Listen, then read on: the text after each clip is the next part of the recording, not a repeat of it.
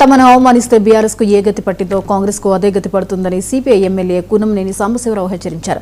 తాను స్నేహశ ధర్మం పాటిస్తున్నారని కాంగ్రెస్ నేతలు కూడా పాటించాలని సూచించారు.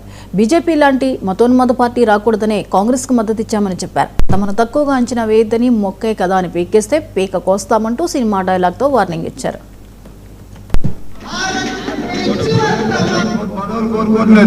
కానీ మమ్మల్ని అవమానపరిస్తే బీఆర్ఎస్ కి ఏ గతి వచ్చిందో అదే గతి మీకు వస్తుంది.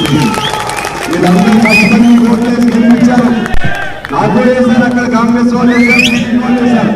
నేను స్నేహధర్మం పాటిస్తాను, మీరు కూడా పాటించండి.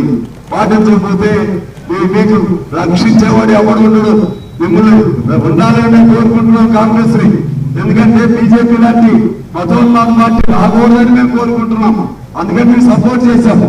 మీ పత్రం మీరే రాసుకుంటే, మీ పత్రానికి సంబంధించి మీరే దానికి శిలాపాలకు తయారు చేసుకుంటే, మీ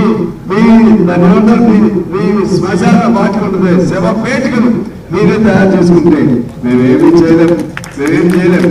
అందుకనే చెప్తున్నాను, కమ్యూనిస్టుల్ని వీళ్ళేముందని చిరంజీవి సినిమా డైలాగ్ చూసావా, ఒకే కదా మీకితే ఏక పోస్తామని. ఒకే కదా, కమ్యూనిస్టే కదా, వీళ్ళు 10 మందే కదా అనుకుంటే ఈ 10 మంది చాలు మీ సంగతి చూస్తారని చెప్పి తెలియజేస్తున్నాను. జగన్ మావిగం దెబ్బకు